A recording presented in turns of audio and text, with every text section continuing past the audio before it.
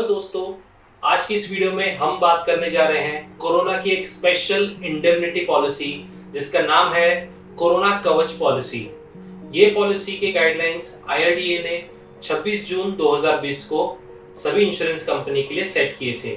यानी कि इस पॉलिसी की जो भी कंडीशंस है और जो भी फीचर्स है वो सभी इंश्योरेंस कंपनी के लिए सेम रहेंगे। सिर्फ उसके जो प्रीमियम है कोई कंपनी में सस्ता हो सकता है या फिर कोई कंपनी का थोड़ा महंगा रह सकता है। नमस्कार दोस्तों, मेरा नाम है देवेन कोठारी। आप सभी का स्वागत है इन्वेस्टमेंट ज्ञान में।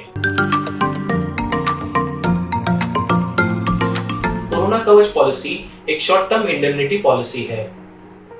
इसमें आपके कोविड के ट्रीटमेंट से रिलेटेड जो भी खर्चा होता है इस पॉलिसी में वो पूरा का पूरा कवर किया जाता है, जिसमें आपका हॉस्पिटल के charges, PPE kits, consumable items, कोविड-19 से रिलेटेड आपके जो भी ट्रीटमेंट का खर्चा आता है वो पूरा का पूरा खर्चा इस पॉलिसी में कवर किया जाता है।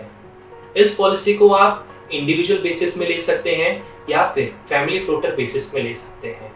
फैमिली फ्लोटर का मतलब एक सिंगल सम एश्योर्ड जिसमें पूरी की पूरी फैमिली कवर हो सके, उसे फैमिली फ्लोटर कहते हैं।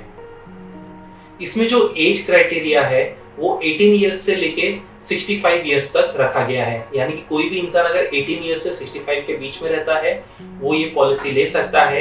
और इसमें वो अपने डिपेंडेंट चिल्ड्रन जो 1 दिन से लेके 25 साल के बीच में अगर उनके डिपेंडेंट चिल्ड्रंस है और अगर उनके पेरेंट्स भी है जो कि 65 की एज के नीचे हैं, वो भी इस पॉलिसी में अपने आप को कवर करवा सकते हैं।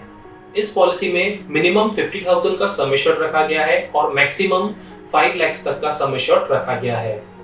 इसमें जो पॉलिसी पीरियड है वो 3.5 महीने यानी कि 105 दिन, 6.5 महीने यानी कि 195 डेज और 9.5 महीने यानी कि 285 डेज का रखा गया है। ये 3 अलग अलग ड्यूरेशन दिए गए हैं आपकी कन्वीनियंस के हिसाब से। अगर आपको रिस्क ज्यादा लगता है तो आप 9.5 महीने की पॉलिसी ले सकते हैं। अगर आपको कम रिस्क लगता है तो आप 3.5 या 6.5 महीने की पॉलिसी ले सकते हैं। ये 3 ऑप्शन के अलावा और कोई चौथा ऑप्शन नहीं दिया गया है इस पॉलिसी में। कोरोना कवच पॉलिसी में मिनिमम 24 घंटे का हॉस्पिटलाइजेशन होना जरूरी है और इस पॉलिसी में आयुष ट्रीटमेंट और होम केयर ट्रीटमेंट भी कवर किया गया है। होम केयर ट्रीटमेंट का मतलब कि अगर आप कोई भी ट्रीटमेंट घर में लेते हैं, वो भी डॉक्टर के प्रिस्क्राइब करने के बाद, उसका जो भी खर्चा आता है वो आपको इस पॉलिसी में दिया जाएगा। और आयुष ट्रीटमेंट का मतलब अगर आप कोई भी आयुर्वेदिक, होम्योपैथी, यूनानी ट्रीटमेंट लेते हैं कोई भी गवर्नमेंट ऑथोराइज्ड इंस्टीट्यूशन से या हॉस्पिटल से, तो उसका भी जो भी खर्चा है वो भी आप इस पॉलिसी में क्लेम कर सकते हैं। इस पॉलिसी में 15 डेज का वेटिंग पीरियड है। यानी कि आपने जिस तारीख को पॉलिसी लिया है उस तारीख से अगर 15 डेज के अंदर आपका कोई भी अगर क्लेम आता है तो वो इस पॉलिसी में पे नहीं किया जाएगा। और आपकी इस पॉलिसी में प्री हॉस्पिटलाइजेशन और पोस्ट हॉस्पिटलाइजेशन भी है। प्री हॉस्पिटलाइजेशन का मतलब 15 दिन पहले, आपके एडमिशन के 15 दिन पहले तक कोविड से रिलेटेड आपने जो भी खर्चा किया है वो पेबल रहेगा। और पोस्ट मतलब 30 डेज बाद यानी कि डिस्चार्ज होने से 30 दिन के आगे तक जो भी आप खर्चा करते हैं अपने ट्रीटमेंट से रिलेटेड, कोविड से रिलेटेड, तो वो भी इस पॉलिसी में कवर किया जाएगा। इस पॉलिसी में जब आप कोविड के ट्रीटमेंट के लिए कहीं एडमिट होते हैं और उसी के साथ साथ अगर आपकी कोई दूसरी बीमारी है वो भी अगर ट्रिगर हो जाती है और उसका भी आपको ट्रीटमेंट करवाना पड़ता है, तो उसका भी खर्चा आपको कोरोना कवच पॉलिसी में पेबल किया जाएगा।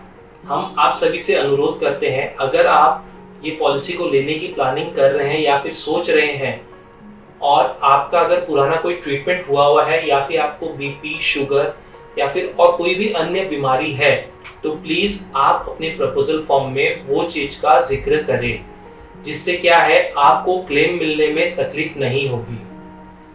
क्योंकि अगर आपने कोई चीज का डिस्क्लोजर नहीं किया तो insurance company non disclosure of material facts के तहत आपकी पॉलिसी को कैंसिल कर सकती है और आपके क्लेम को रिजेक्ट भी कर सकती है। दोस्तों, आशा करता हूं कोरोना कवच पॉलिसी क्या है, उसके क्या कंडीशंस है, वो आपको अच्छे से समझ में आया होगा।